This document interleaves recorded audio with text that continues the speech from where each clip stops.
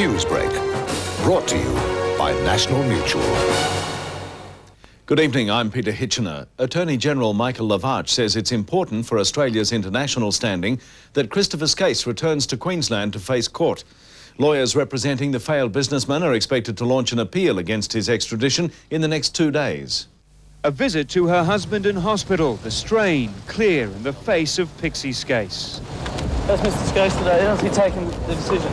Would you please move out of the way? Their lawyer says the family's in shock. Mrs. Skase severely depressed, but her husband, he says, remains determined. You will appeal. You still think that you can? No, I think we can win the appeal. Spain's federal court has ruled Skase must be extradited, provided the Australian government agrees within 30 days to send him by sea with full medical backup. Also, his time spent in custody in Spain must be subtracted from any ultimate sentence in Australia. This decision of the Spanish court takes us a significant way towards having the matter finalised in Australia. And so the family stays here, besieged, anxious, embittered, short of money, but not finally defeated, as the grip of their legal enemies tightens around them. Hugh Riminton, National 9 News, Mallorca, Spain. Arriving back in Australia today, federal opposition leader Alexander Downer has thrown his support behind high-profile Liberal Michael Kroger to replace Andrew Peacock in the blue ribbon seat of Kooyong.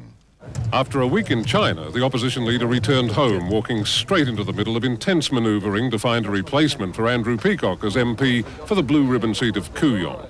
Mr. Downer wasn't backward in coming forward with the strongest possible endorsement of high-profile Melbourne banker Michael Kroger. Well, I'd be delighted if Michael Kroger decided to throw his lot in and stand for the pre-selection for Kooyong. The pro-Kroger forces so far include Andrew Peacock, John Howard, Deputy Liberal leader Peter Costello, and now Mr. Downer.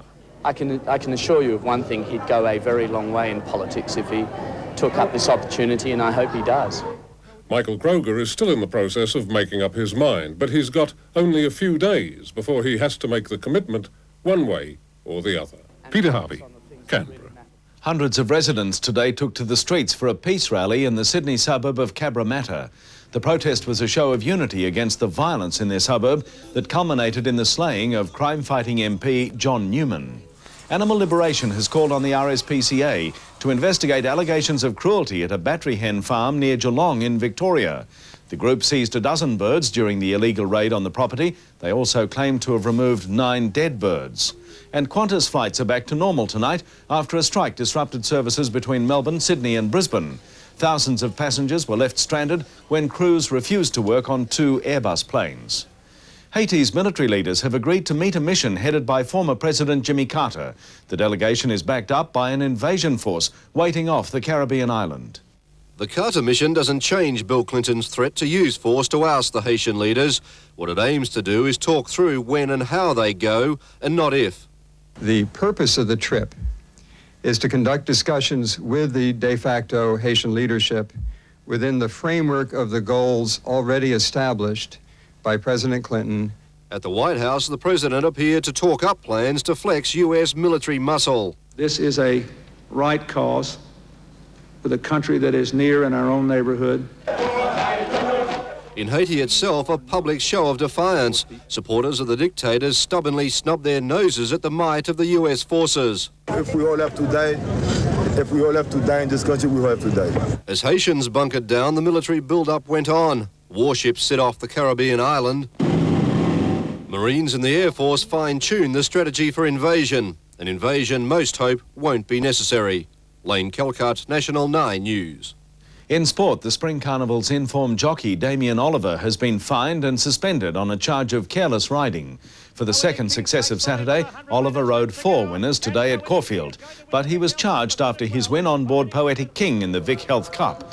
A steward's inquiry found him guilty. Oliver was fined $6,500 and suspended for a month. Oliver was too upset to comment after the decision, which will see him miss the Turnbull Stakes, the 1,000 Guineas and the Caulfield Cup.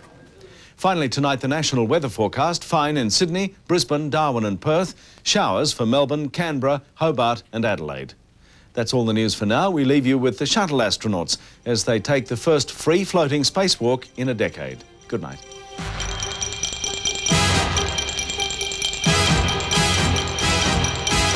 This has been a National 9 News presentation.